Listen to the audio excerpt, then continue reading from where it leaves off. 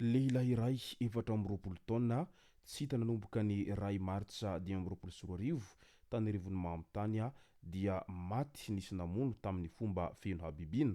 Tany pisipitsony mahakasika an'izay ny fakafakaina amintsika ato anatin'ity vidéo ity ka manasa antsika rehetra anaraka an'ity vidéo ity hatramin'ny farany.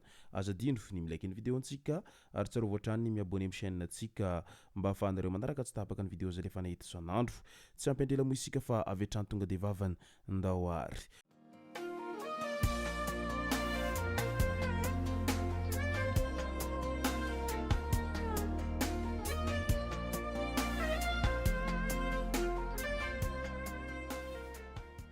Ny tonga tsy miaraba hono na mantezitra ka dia faly miaraba isika rehetra mpanaraka tsy tapaka an'ity chaîne ity tenako amin'ity androandroany ity. Arakin'izay efa natsipiko zay dia ny mahakasika ny raharaha famonoan'olona tamin'ny fomba feno bibina tany rivony Mahamitany no tena iombanantsika ato anatin'ity vidéo ity. Fa milohan'izay dia andao ho resantsika ireto tsara ho fantatra manaraka ireto. Toy ny ilay raharaha fisolokiana lehilahy antitra iray saika hanao surprise amin'ny vady aman-janany ny dadabe izay voasoloky. Araky ny fampiresahana tamin'ny fianakaviany dia nalefanody any Tamin'Ny dadabe njaka ka ny zanany lahy no mitsena azy ao amin'ny gararotiera Maki. Nentim-pitiavana an'ireo vady aman-janany izy ka saika mba hanao surprise hoe hahazo volabe tamin'ny SMS nalefan'ireo mpisoloky azy kanjo herim-poveromaina no nisy. Isorana manokana ianareo zay nandefa teny mamy sy nangoraka azy taontaonjerasera Facebook. I dadabe sy ny fianakaviany kosa dia manome teny fisorana feno ho an'ireo tompon'andraikitra izay mikarakara azy. Hafatra ho an'ny mpisoloky, tsy vitavita mora ny ranomason'ny dadabe fa manody ka mba hajanondry ny fanaovana asa ratsy. Efa eny am-pelatana gendarmerie full point ny laharan'ny telefôny ny mpisoloky izay nisoloky an'ity dadabe izay avy any Antananarivo tonga hatrany full point mba andihaka an'izay valisoa tamin'ny alalan'ny SMS izay nalefan'olona mpisoloky tany amin'ireo. Loza mifamovizana ka nahafatesan'olona indray. Mandry ve ny sain'ilay mpitondra fiara nahafaty olona roa teny Antanimora tamin'iny andro ny afako maly ariva iny. Nandositra avy hatrany izy rehefa nifoka moto jog izay nifanena taminy. Hasombola sy zazakely atao hoe Alexa izay 9 taona no teny amboniny ilay moto. Maty teo ny hoe hasombola raha teny amin'ny hopitaly kosa ilay zaza. Misy vavolombelona milaza fa kiasportazy ilay fiara namono azy mianaka sy nirifatra nitsoaka andraikitra. Efa eo am-pelatana mpitandro fitamina moa ny raharaha amin'izao fotoana izao ka dia andrasantsiketo ny toy nyity fanadihadiana ity loza mifamovizana nahafatesan'olona ary ny fandosirana adidy ity. Vao ny alady teo no nisy malagasy 13 isa sy saodianina roa voasambotry ny zandary tany amin'ny distrikany Ambanja saika hifindramonina Antsokosoko tany Mayotte ary rehefa nisy ny vaovao mampalahelo niseho tamin'iny androny omaly iny. Mbola tsy fantatra aloha raha misy piraitanindrazana amintsika voakasika na tsia fa eo am-pikarohana ny mombamomba ireo olona rehetra amin'izao fotoana izao. Tamin'ny androny omaly sahabo tamin'ny 4 ora maraina teo anelanelany Anjouan Mayotte dia nahitany polisy miaro sistany frantsay sambo kely mitatitra mpifindramonina Antsokosoko. Saika hiditra teo andrefany Mayotte io sambo io no nenjehana saingy niezaka nandositra. Tamin'ny fanenjehana izay no nandona ny sambon'ny polisy azy. Vokany rendrika io sambo kely izay mitondra mpifindramonina io.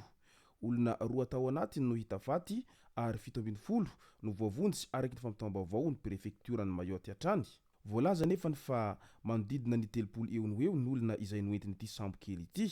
Ny zava-misy tato ato dia lasa mandositra ny taniny makany Mayotte ireo mpiray-tanindrazana sasany toy izany koa ny Kongolais sy Etiopiana sy ny Saodiana izay efa nisitra tehaka tao Madagasikara ihany koa. Saika hiara-hiainga tany amin'ny faritra avaratry ny Nosimo izy ireo ka izao tratehaka izao. Eo am'resaka halatra sy tsy fatripahalemana indray azan'ny tany mangina no jerena fa ny polisy manao fisafona matetika. Nandalo mihitsy ny polisy pirenena CSP3 no nahita an'ity lehilahy izay niditra ankeriny tao an-tranon'olona ity teny tsara honenana ny zoma lasa teo iny tamin'ny 2 ora sy 20 minitra tolakandro tany hoany. Iny fa nivoaka avy any niaraka amin'ny vilany telo sy radio iray ny tenany. Noraisim-potsiny izy taorian'izay. Taorian'ny famotorana azy teny amin'ny komisaria CSP3 Antaninandro dia natolotra ny fampanoavana izy tamin'iny andro ny afako maly iny. Nahiditra ponjavojo maika eny Antanimora moa ity ranamana ity taoriana izay fampanoavana izay. midika izany fa tena miezaka manao ny asany ny polisy pirenena am'izao fotoana izao mba hampandry fahalemana ny elakelan-trano rehetra iny indrindra fa ny fanaovana fisafona amin'ny andro alina mba hialana amin'izay asan'ny zolahy sy asa ratsin'ireo zay tsy mataho-tody sy ireo zay fatatra landrinina amin'izay halatralatra madinidinika sy fandrobana fananan'olona izay. Andao amin'izay ho resantsika ny zavanitranga tany arivony mamo ny eo amin'ny resaka fakana ankeriny.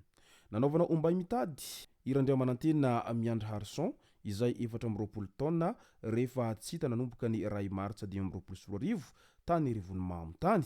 Fantatra nefa fa nisy namono tamin'ny fomba Mahatsiravina izy ka tamin'iny andro ny omaly iny no nofongarina ny razana atao amin'ny toerana izay nanafenan'ireo olon-dratsy azy tamin'ny distrikany Soavinandriana iny. Lehilahy iray no voalaza fa niresaka tamin'ny farany nitondra azy hoe hividy vary any Analavory sy Soavinandriana. Tratra tany amin'ny distrikany Antanifotsy io lehilahy io ary ny tantara ny namonoany azy sy nanoro ny toerana nandevenany Antsokosoko any ratomboko lahy. Olona roa no voasambotra treto amin'izao raharaha izao ary hiloka bevava izao ka tena mampigadra ny famonon'olona tahaka an'izao.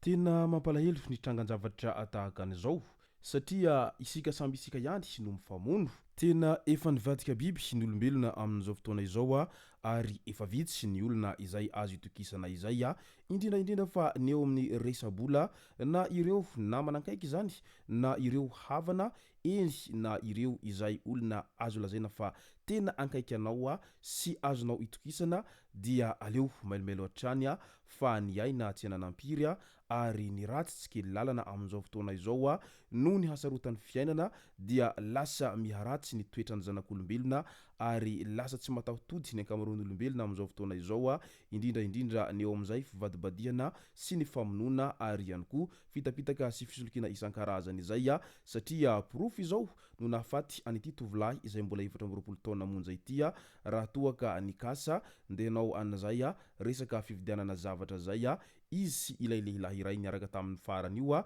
nefa dia io lehilahy io ihany no navita namono nahafaty azy ka izao efa 4 volana aty aorina izao voafantatra fa naleviny ilay tsy varahara tany amin'ny toerana tsy fantatra ity lehilahy ity ary efa razana efa tena simba no hitan'ny fianakaviana satria efa volana maromaro izany.